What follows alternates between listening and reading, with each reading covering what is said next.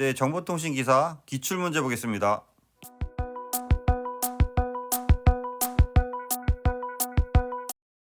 좀 더 많은 자료를 원하시는 분은 보시는 카페에 오시면 체계적으로 자료가 정리되어 있습니다.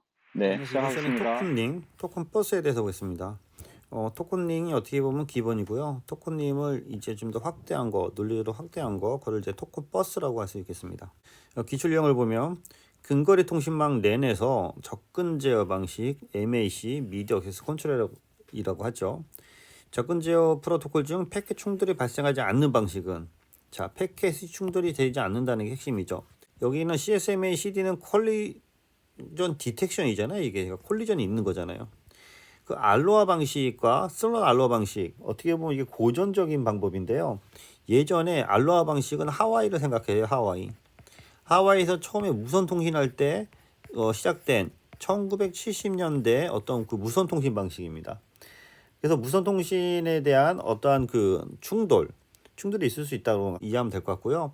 알로하 방식은 푸알로하 방식과 슬롯 알로하 방식으로 이렇게 좀 나눠질 수 있어요. 슬로티드 알로하 방식으로 해서 푸알로하 방식은 알로하 방식에서 좀 더 이제 그 개선된 것으로서 어떻게 보면은 여기는 그 충돌 방지가 일부 들어간 거라고 볼 수 있는데요. 그래도 이제 충돌 방지이기 때문에 충돌이 있을 수 있는 거고요.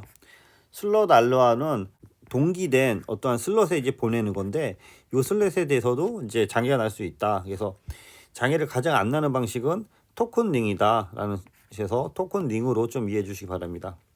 그래서 밑에 보면 토큰링은 데이터 프레임과 토큰 프레임으로 구분되고요. 크게 이제 데이터와 이제 토큰이 있는 거죠. 토큰. 그래서 이 토큰을 서로 갖고 있는 사람이 어떻게 보면 통신에 대한 제어권을 갖고 있는 거죠. 토큰 프레임은 주로 프레임을 그 정의하는 FC, 프레임 컨트롤, SD, 스타트 딜리미네이터 시작, 그 다음에 AC, 억세스와 프레임의 끝을 나타내는 엔드 오브 딜리미네이터 등으로 구분됩니다. 이 부분은 여기 보시는 것처럼 토큰, SD, AC, ED로 구분되어 있다. 그래서 토큰링과 토큰 프레임이 이렇게 구분이 된다. SD, 여기 AC, 여기 보면 엔드 오브 딜리미네이터가 되는 거죠. 그래서 각각에 대해서 이제 설명을 해놨는데요.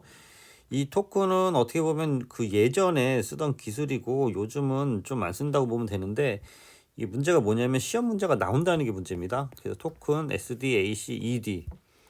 문제를 먼저 보고 가면요. 여기 있네요. 예, 2번 문제. 토큰링 프레임은 데이터 프레임과 토큰 프레임으로 구분할 수 있다. 토큰 프레임의 구성 요소가 아닌 것은. 그래서 이거를 공부를 안 하고 가면은 쉽지 않은 부분이죠. 그래서 토큰은 SD, AC, ED로 구분되어 있기 때문에 SD, 스타트 딜리미네이터, 여기 시작, 처음 시작.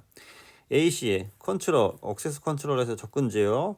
ED, 엔드 오브 딜리미네이터에서 맨 끝을 나타냅니다. 그래서 여기 FC는 이제 프레임 안에 들어있는 건데요. 프레임의 제어 부분을 얘기하는 거기 때문에 정답이 여기는 이거 1번이 되는 거고요. 그래서 요 관련된 게 정리가 되어 있는데, 이거는 이게 너무 깊이 들어가지 마시고 요 SD 여기 보면 FC 기능이라든지 그 정도만 보고 가세요. 이거는 잘 안 나오는 거지만 난이도 상을 많이 조절하면 이런 문제가 나올 수 있는 거죠. 그래서 크게 이제 토큰링과 토큰 버스가 있는데, 자, 왼쪽에 보는 거가 이제 토큰링이죠. 이렇게 물리적으로 이렇게 토큰이 도는 거죠. 그래서 이 토큰을 갖고 있는 노드가 통신을 할 수 있는 거죠. 그래서 토큰링과 버스 방식의 장점을 결합한 것이 이제 토큰 버스 방식이고요. 이렇게 만약에 랜상에서 이렇게 그 버스 형식으로 구성되어 있지만, 얘가 논리적으로는 왼쪽과 같이 만약에 이게 A, B, C, D, E, F, G면은 각각에 대해서 이렇게 링 형식으로 논리적인 망을 갖고 있는 거예요. 그래서 토큰을 받은 노드만 통신할 수 있게 하는 방식이 되겠습니다. 그래서 토큰 버스에 대해서 간단히 설명되어 있고, 시험에 자주 나오는 게 요 802.1, 그래서 넷맨에 대한 어떤 그 매니지먼트, 802.2 LLC 계층, 802.3 CSMA CD, 802.4가 토큰 버스입니다. 토큰 버스. 802.4랑 802.5를 헷갈리면 안 돼요. 802.5가 어떻게 보면은 토큰링 근거리망 기술이라고 볼 수 있고요. 802.6이 FDDI에서 뒤에 나오는데, FDDI를 개선한 DQDB, 그래서 DSQ 듀얼 버스, 이중 버스 구조라고 할 수 있습니다.